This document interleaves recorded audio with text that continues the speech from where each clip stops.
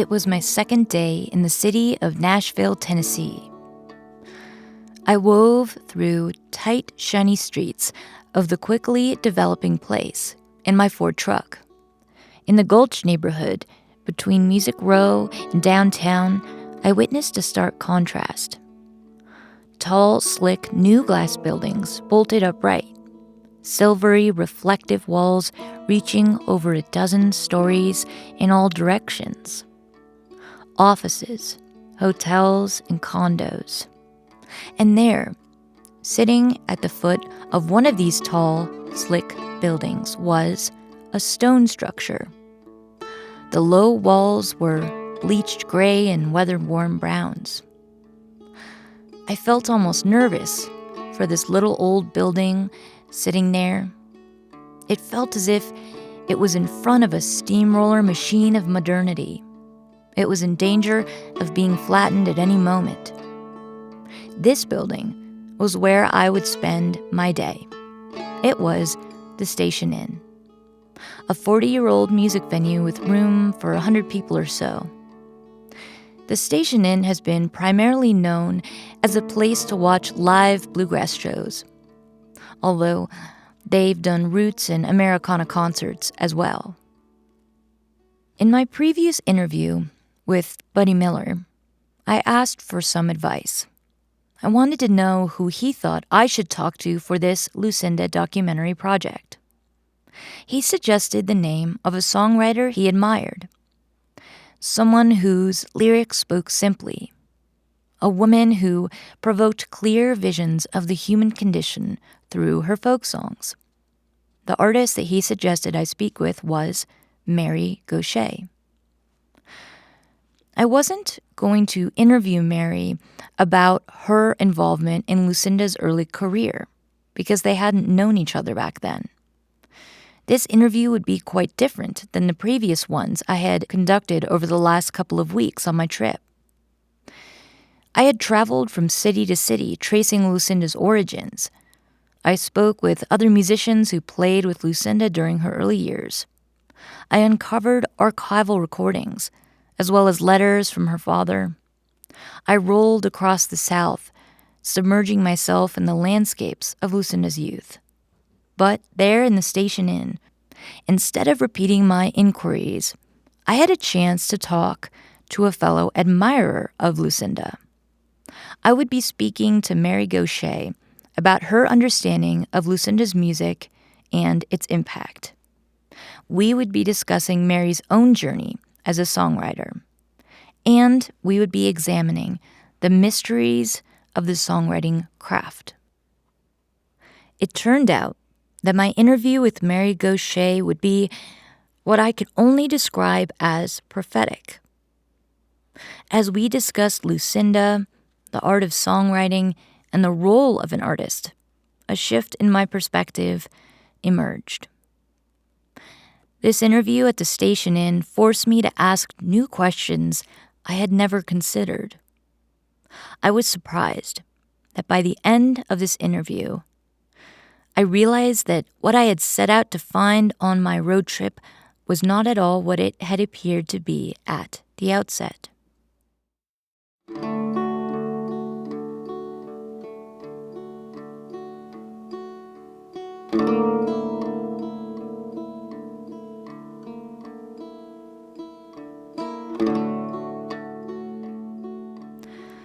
You are listening to Finding Lucinda from the Bluegrass Situation.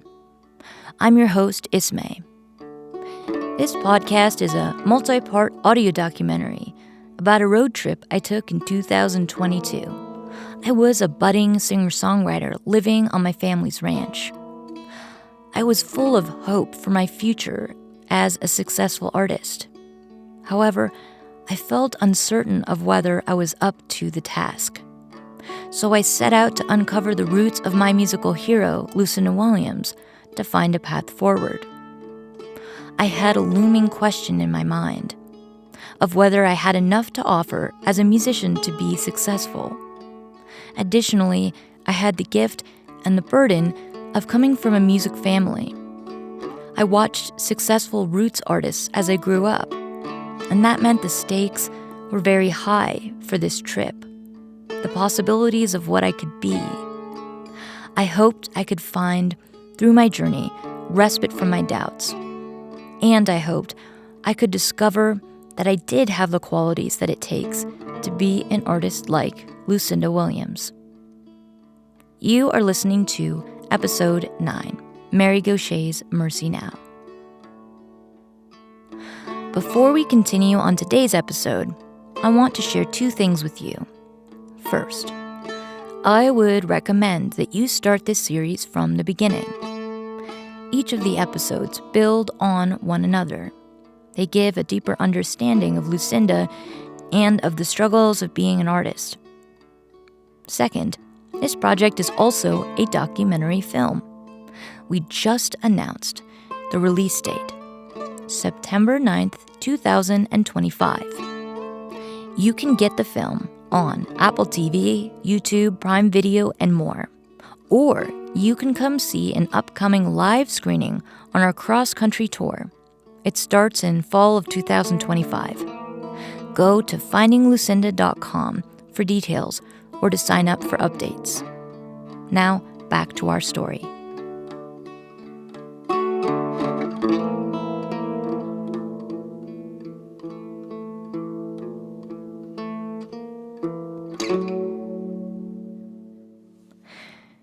To prepare to interview Mary Gauthier, I went straight to reading the book she had recently published, Saved by a Song. It recounted her journey from her youth in Louisiana as an adoptee.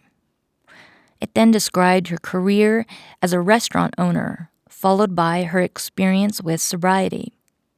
Mary then became a songwriter in her midlife, working as a teacher and a performer. But what most delighted me about reading this book was that I found a reference to a familiar character. On page 87, Mary quoted Miller Williams, Lucinda Williams' father. I sat down at a small table inside of the station inn and waited for Mary. I practiced my guitar to pass the time.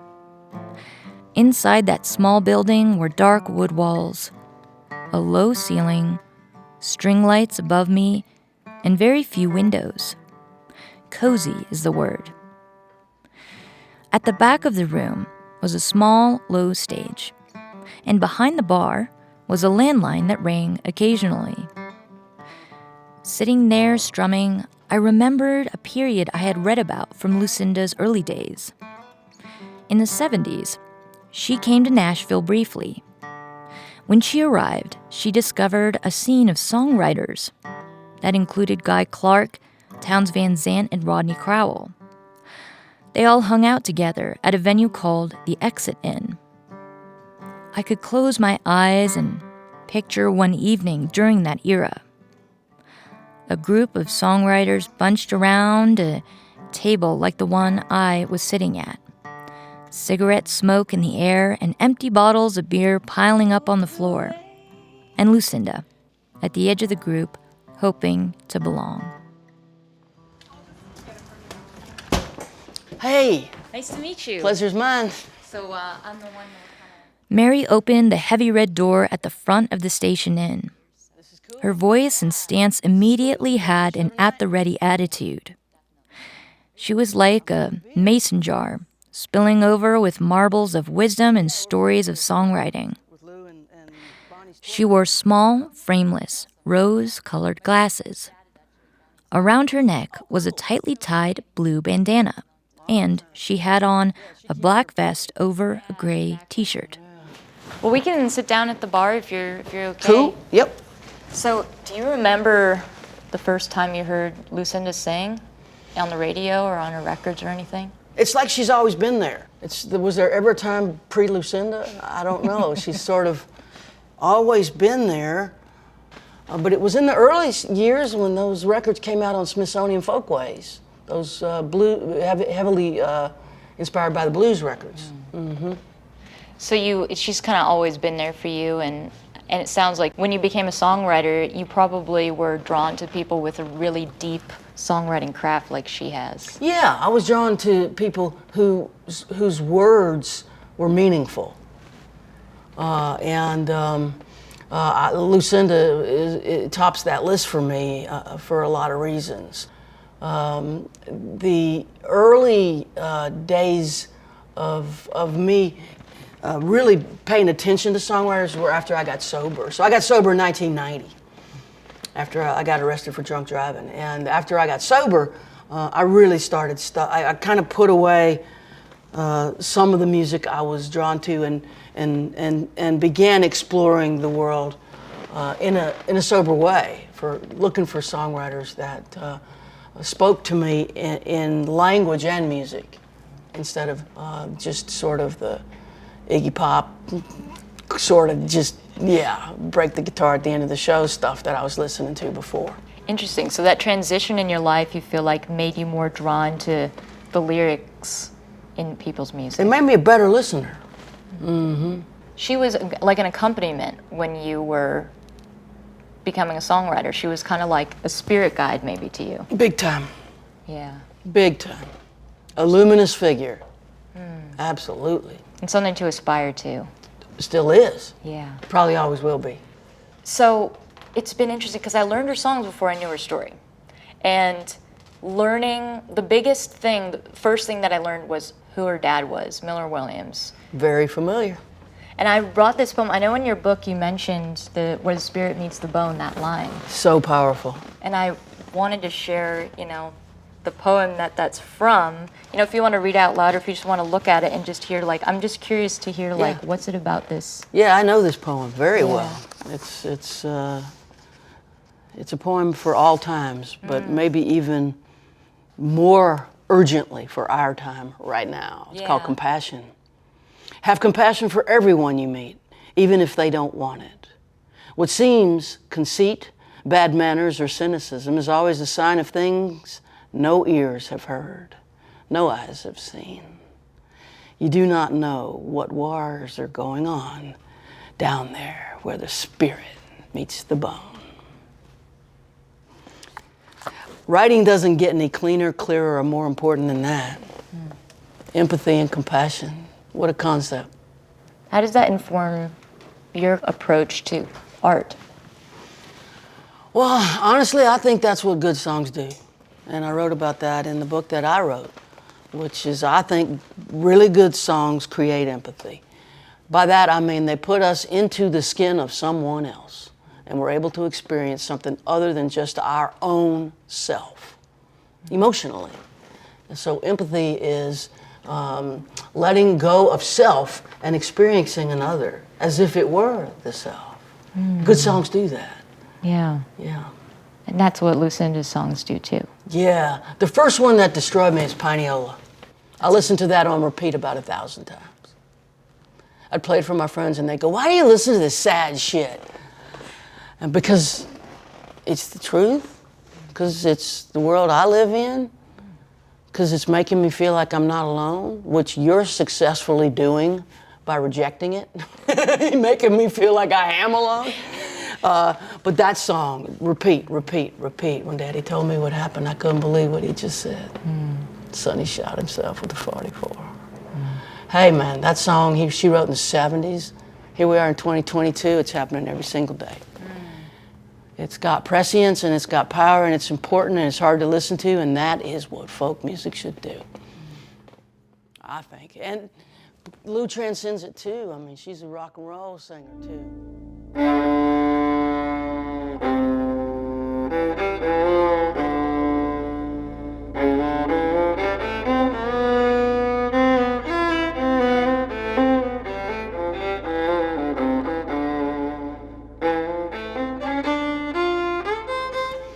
We both come from Louisiana, and I think that's important, where you come from. And we are both children of the Delta. The South has layers. This Nashville is the Bible Belt. It's different than the Delta. Yeah. Is there anything you hear in like some of her song lyrics, references that make you say, like Pineola, where you feel like I'm back there? Oh yeah, oh yeah. What's that one? Everybody's had a few. Now they're talking about who knows who. Crescent City. Yeah. Yeah. Mandeville. I mean, I know Mandeville like the back of my hand. I know New Orleans. I was born in New Orleans. It brings you to the Delta, and that references the mouth of the Mississippi. Mouth of the Mississippi, yeah. Yeah. So you guys have this parallel in terms of being from the same place. Mm-hmm. And so do you feel like you were kind of coming up in her path in a way? In a way. So I came up behind her, but I came up behind her folk, what would you call it, sensibility. Yeah. So for me, and this is what I do to this day, ideally, a bottle of water, a spotlight, a bar stool, and a theater where people sit down and listen. That's my thing. But Lou can rock. She's every bit as much rock and roll as she is folk and blues. I'm pretty straight up folk singer with country leanings, old country, yeah. You know, I'm a songwriter too, and I'm a musician, and I know, especially in the early days when I was playing, you know, you hear other people, the way they write songs or the way they sing and play, and you're just like, man, I wish I could just be them, you know? Oh, yeah. Do you ever have that feeling with her? I wish I could sing like that. Damn. That voice, that vibrato. There's so many layers in that voice. What a God-given instrument. That voice. You feel the Delta when she sings. Can't wait to go to the show and hear that. Every time I see her, it brings me home. And it also brings me gratitude that I don't live there anymore because of the sorrow of that place. I left it behind, but not all the way. You can't leave it behind all the way. And sometimes going back is a good thing. And then going to where you want to be, if you don't want to be there, which I don't, is a good thing too. Mm-hmm. And so hearing her music, you're saying that kind of going back there is hard for you, and you feel like her music is so representative of it. Is her music help you kind of process that? Her music transcends all that. It brings you there and then takes you back to where you want to be. And but there's always going to be Louisiana, to me, in the sound of it. No matter how hard she rocks, I hear Louisiana. And it makes me feel proud to be from there. I've always been proud to be from there. I love having been born in New Orleans and raised in Baton Rouge, spent a bunch of years in Thibodeau, went to college in Baton Rouge. That's a good thing. It gave me a part of myself that I want to keep, but I had to get out.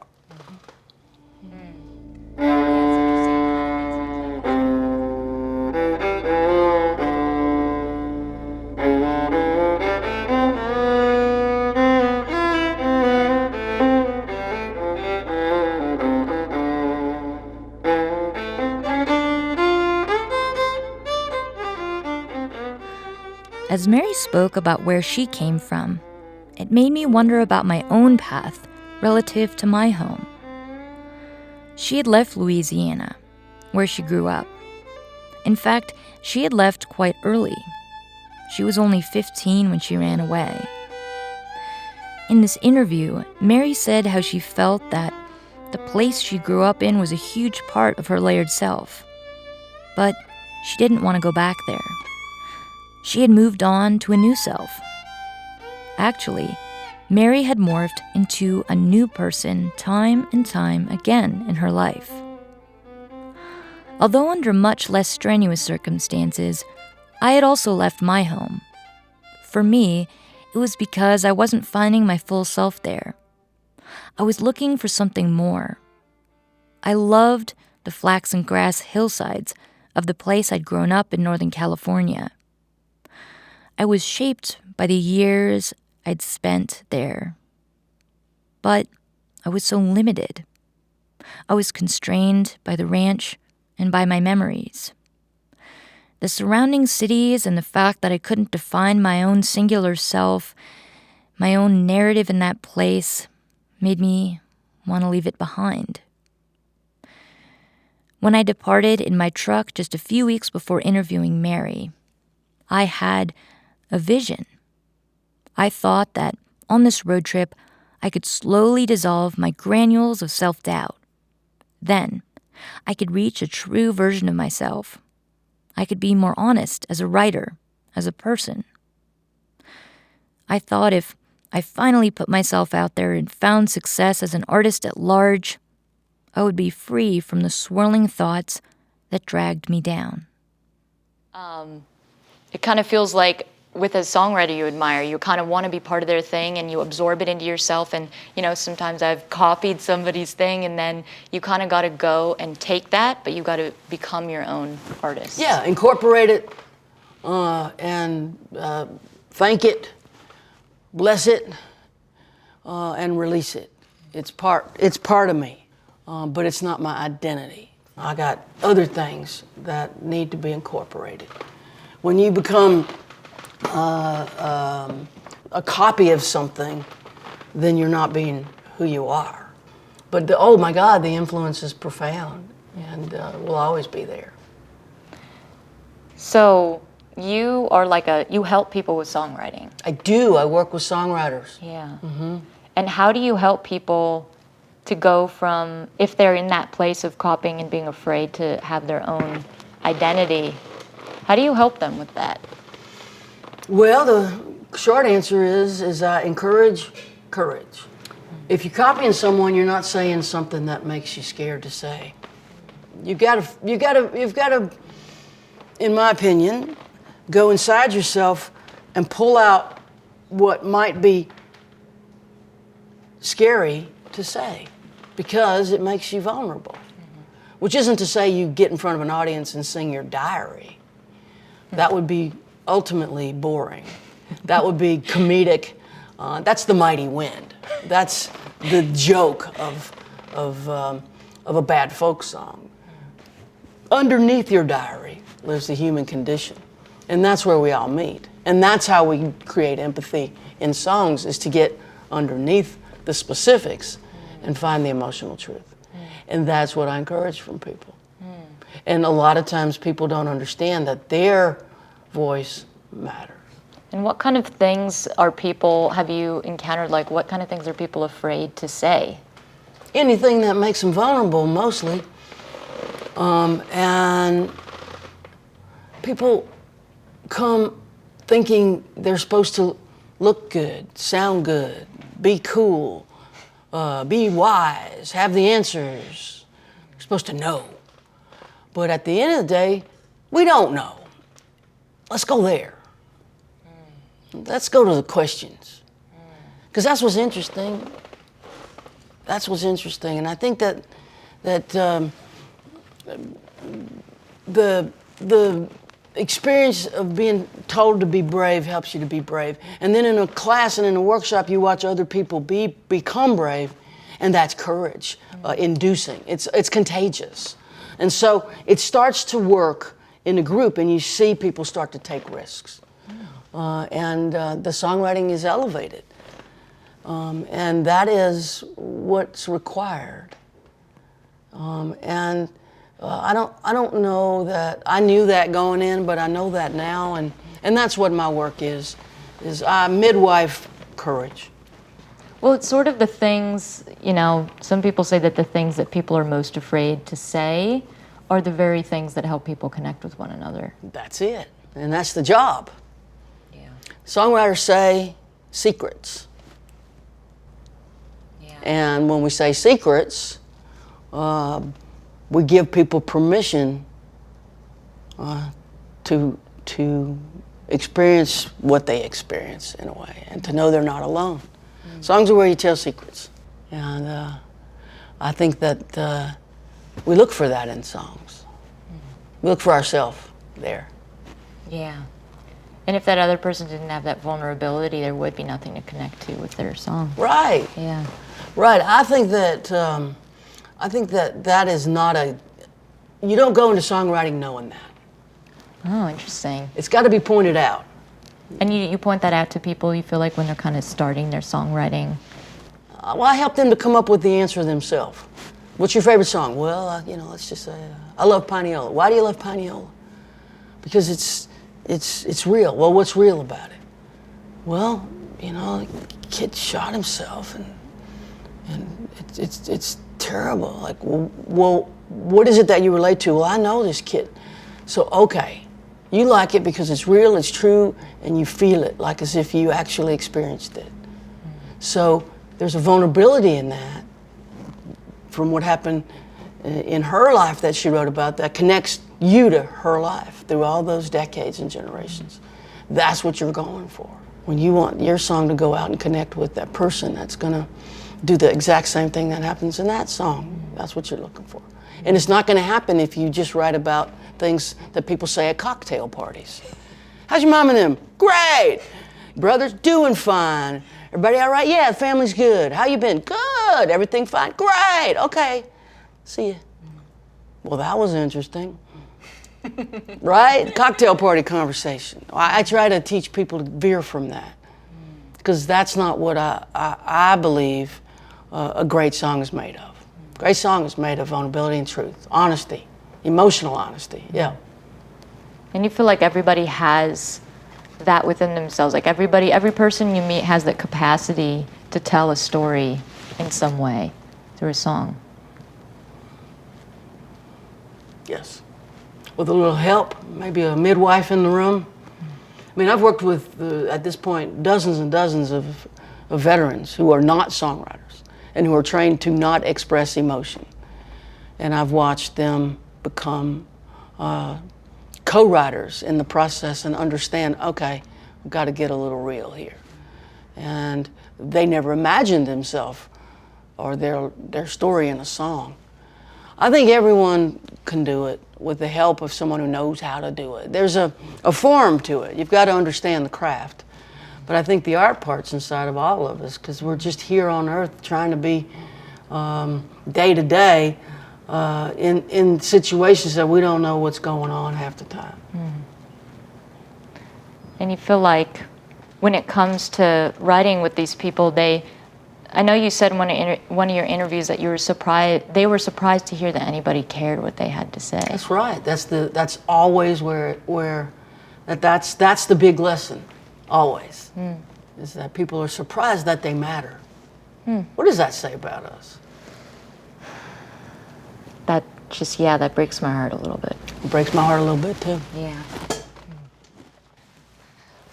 I feel like this would be a Next, good chance if you want to take those I lyrics asked out Mary about to that discuss Lucinda song, the then printout just of that song lyrics that she had brought with her. Talking about helped you with songwriting. Initially, Yeah, I had hoped that, like the previous interviewees, Mary would sing a Lucinda song with me. But she didn't bring her guitar, and I was a little bit disappointed at first. However, I soon realized that what she was going to share with me was so much more exciting than that.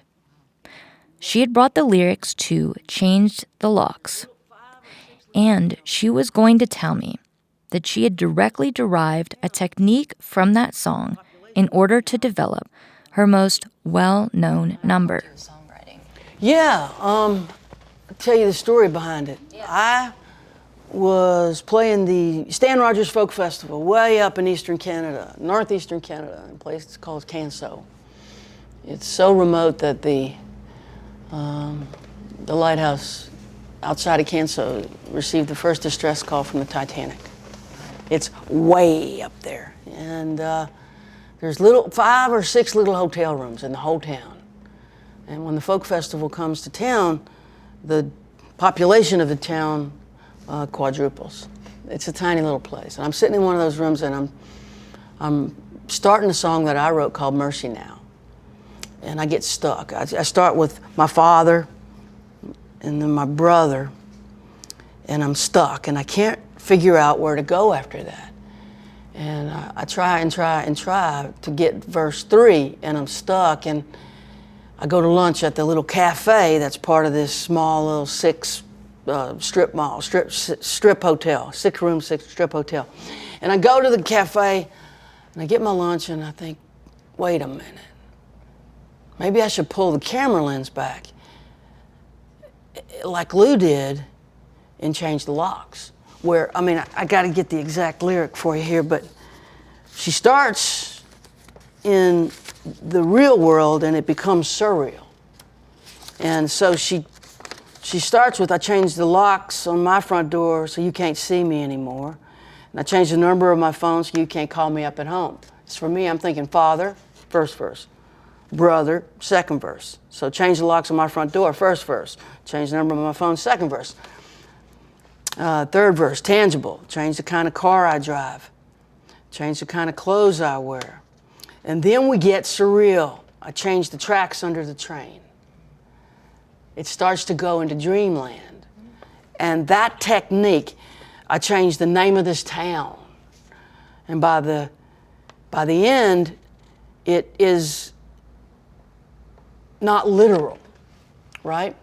And the technique of taking the narrator's camera lens, the person who's speaking, and start moving them backwards so that the shot gets wider and bigger and bigger. That landed, and I'm sitting in my little hotel room going, that's what I need to do. So it went father, brother, church and country, every living thing in my song. And then it became obvious to me that that was what it needed to be. But I couldn't have written it without pulling up that song. It was the bridge that led me to the, I think, songwriting technique and idea that helped me land Mercy Now, which in my experience is probably the one song I'm going to be known for if I don't come up with something better quick. It's the one the most people are drawn to that I've written around the world. And so I owe that directly to the technique and the idea of what she applied in that song. Mm-hmm. And so the framework of Lucinda's work literally in your music, but you made it your own. I made it my own, yeah. Yeah, but I used her technique. Mm-hmm. And my guess, and I haven't asked her this, is she probably used someone else's technique. Definitely. It sounds Robert Johnson-y to me. Getting surreal there. Going back and I'm gonna change the track. I'm gonna change the name of this town. I'm gonna change the tracks under the train.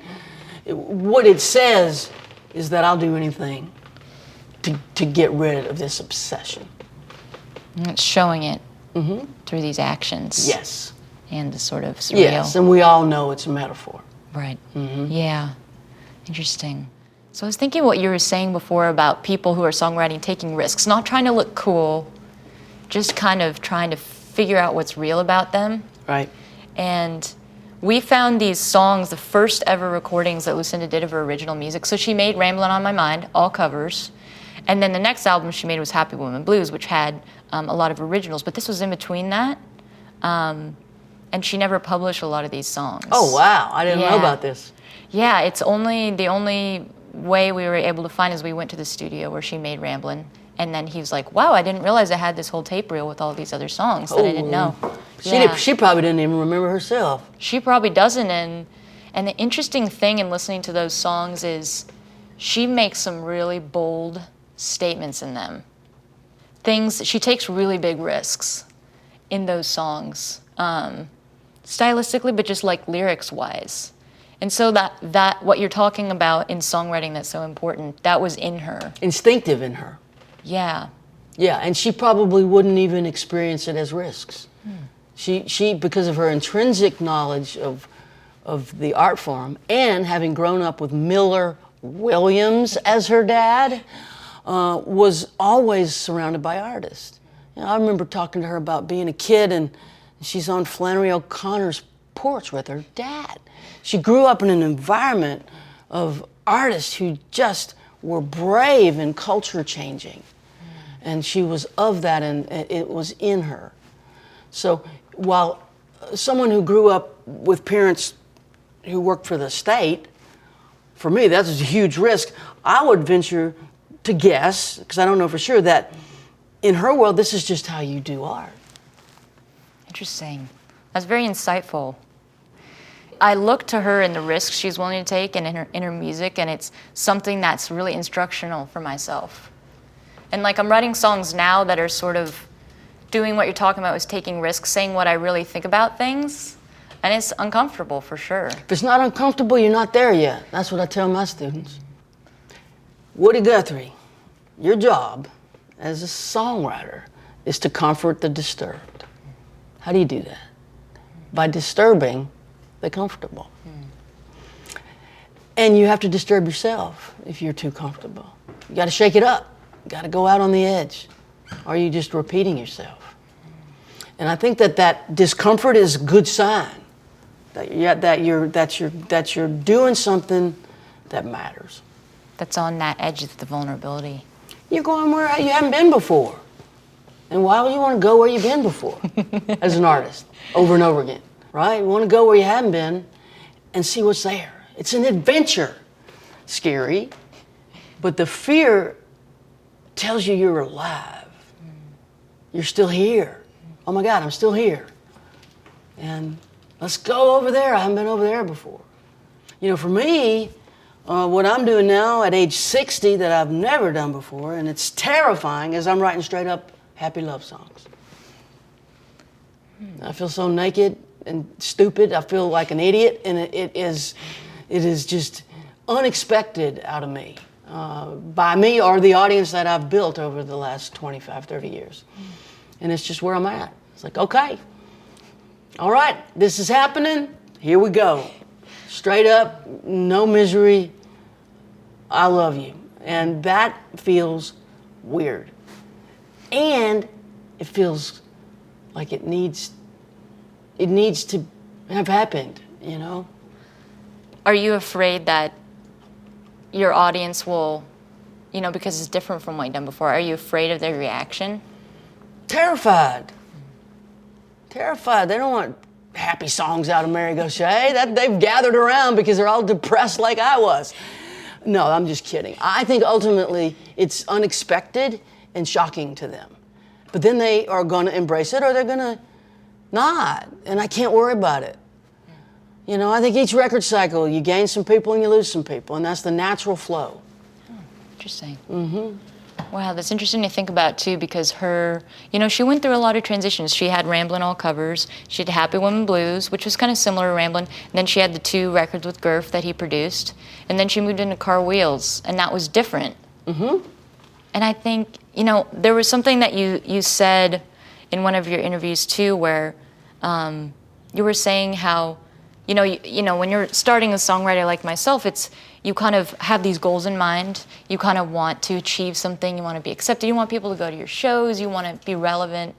But then you were saying when that happens, it's not what you think it's going to be. That's correct. How is it? How is it different than you thought it would be?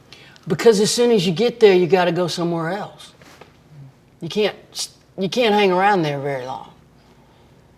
People like ask me, why don't you write another song like Mercy Now? Like, well, no, I wrote Mercy Now. Now I've got to go and do what I have to do now. I think that there's this misconception in our business where we think that there's levels and you want to get to the next level. How many times have you heard people say, I want to get to that next level? Where what happens? What, where there's all puppies and butterflies and $100 bills? There are no levels. There's only the blank page, and we are asked to look at that blank page. And as soon as we fill it up, we got to pull out another blank page. There's intrinsic discomfort in this job. And it comes whether you have a tour bus and 10 Grammys and your name in the Hall of Fame or not.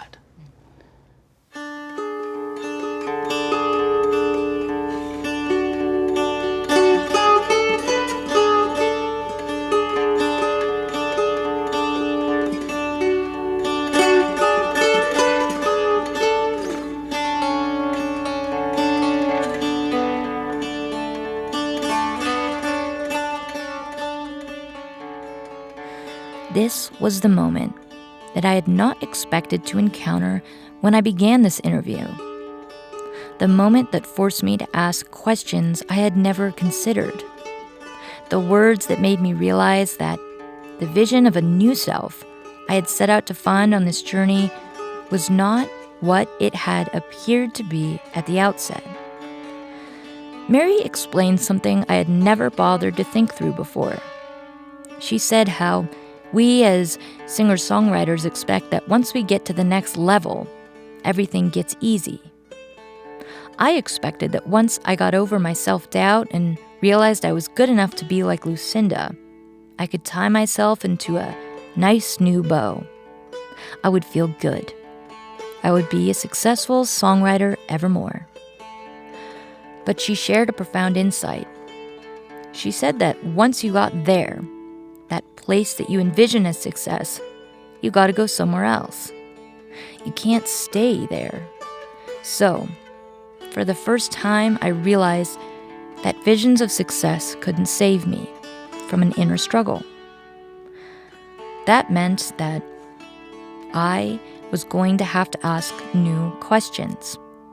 Ones like, if there would always be another set of challenges, a new level to reach to, what did I actually want?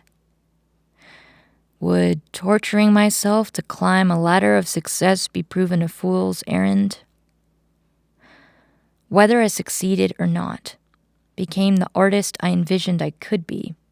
The vice of self-doubt and self-criticism could remain. I don't think I was able to even really ask these questions during the interview. There wasn't enough time. But this prophetic insight Mary provided planted a seed of questioning in my mind. If someone felt like, okay, they got to a level in their music and they kind of stopped growing, what happens? You become repetitive of what you've already done, and then you become an oldies act. And you sing the hits perpetually for money.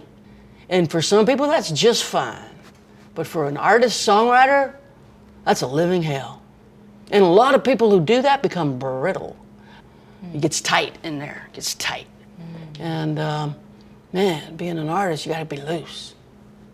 You gotta not have the answers already. You're right. You gotta have questions. You gotta keep coming with questions. I was talking to Buddy Miller yesterday, interviewing him, and he's the one who recommended we talk to you. He spent so many years playing music without necessarily getting somewhere, so to speak, but he was just focused on playing, and you can just tell by the way he is, he just loves music so much.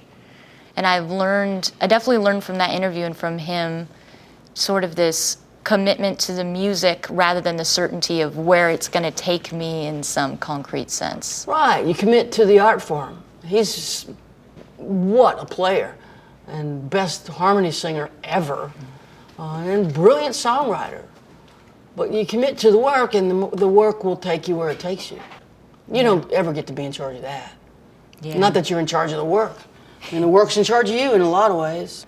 Yeah, and I was interesting too. I think you were talking it was one of your interviews or in your book, you were talking about your singing voice. And I really enjoy your singing because it's so you, and that's the thing that I love most about singers. And you were talking a little bit how you struggled because you had a singing coach come in the early records. Oh yeah, I tried to be more of a singer, and it just frustrated me. And at a certain point, I realized that what I didn't have in vocal ability, I could compensate for in my ability to write. And I think that, who was it that said, I think it was Dan Penn, who said, "Oh, son, that's not flat. You're not singing flat. You're just singing on the sad side of the note." Right? There's all kind of ways you can couch this, right? And so, I gave up on becoming a professional singer, but focused intensely on becoming a better writer. Yeah, and it's interesting, like, I think every artist, songwriter has these different avenues they go down, and they have to make a decision. And I felt that same way too. You know, I grew up with bluegrass music, and a lot of people with bluegrass, it's a lot about the playing, like how fast you can play, the technique and stuff. And I just kept trying to be that person, and I just couldn't do it. And I was like, you know what? I want to write songs with great lyrics. I want to write songs that express who I am. And it was hard to accept that I wasn't this other thing. But I think every artist has to go through something where they accept what they are, and that it's okay that they really are something. If you try to be everything or things that you're not, you're less vulnerable because you're not really anything in particular. Like now, you know, if I consider myself to be more of a songwriter, someone can, oh, well, Avery's not that great at playing guitar. Avery's not this kind of guitarist. And so it's vulnerable to say, no, I'm not that, you know. I'm not, for yourself, you feel like, I'm not a singer, but I do have this songwriting and this expressive voice. That's exactly right. Yeah. And I think we're really lucky if we have one thing that works real good, you know.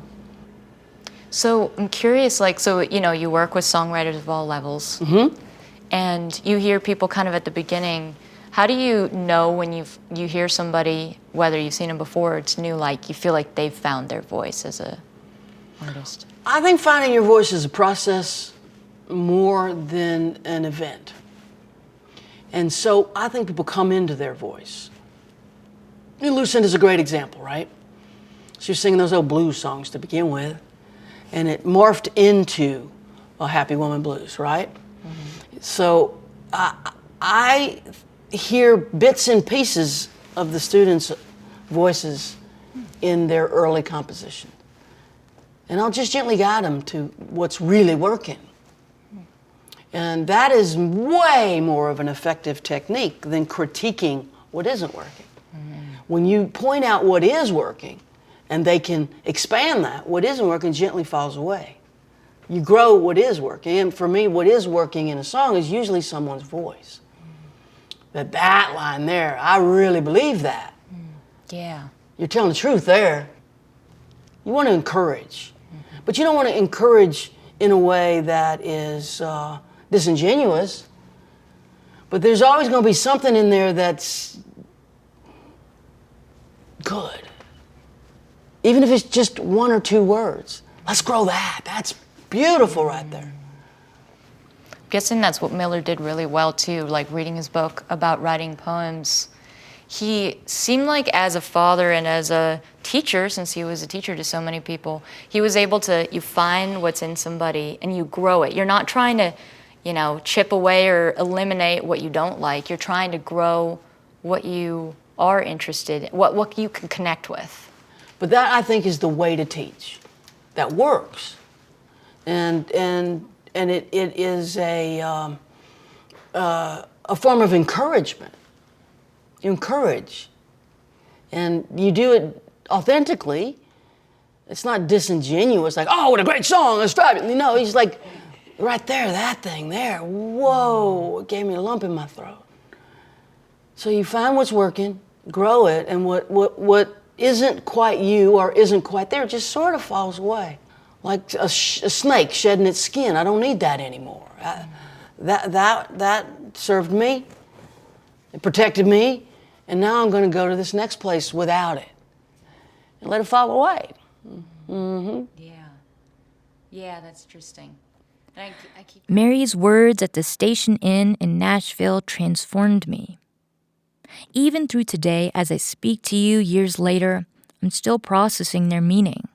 I'm still finding new areas to apply her wisdom. It was clear that the process of shedding a skin would be ongoing. And that meant that the questions that I asked at the outset of this trip were no longer the right questions.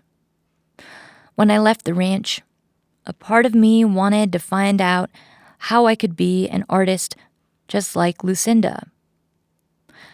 I looked to Lucinda's path and made assumptions of her self-doubt as a barrier.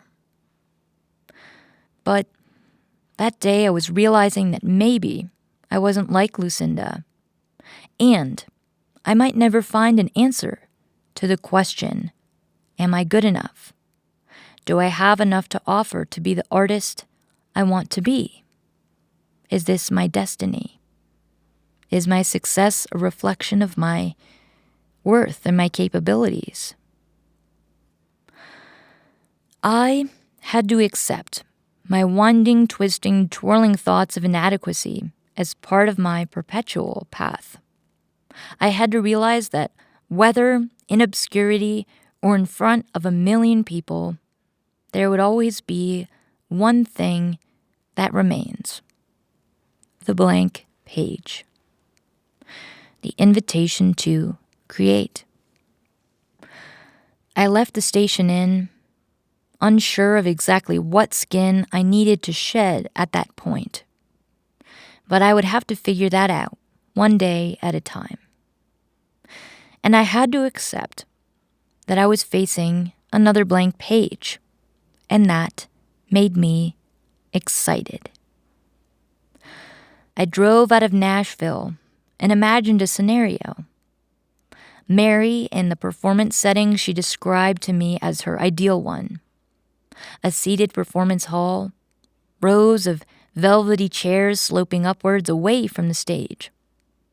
Right on her, a big spotlight, while she sits on a bar stool. A glass of water and a couple mics. And still, in the back of her mind, looking silently across the crowd, Mary wondering, am I good enough?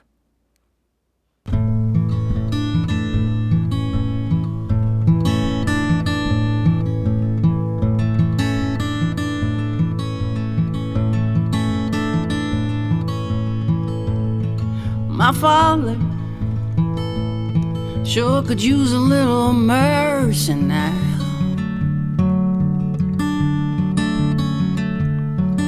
The fruits of his labor fall and rot slowly on the ground.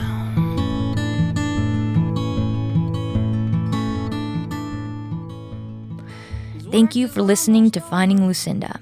On the next episode, you'll hear that I went to meet a guy who changed the course of Lucinda's career. He helped to create the iconic sound of Car Wheels on a Gravel Road. Engineer and producer Ray Kennedy. Ray just also happens to be the person who produced this version of Mary's song, Mercy Now. And my brother sure could use a little mercy now.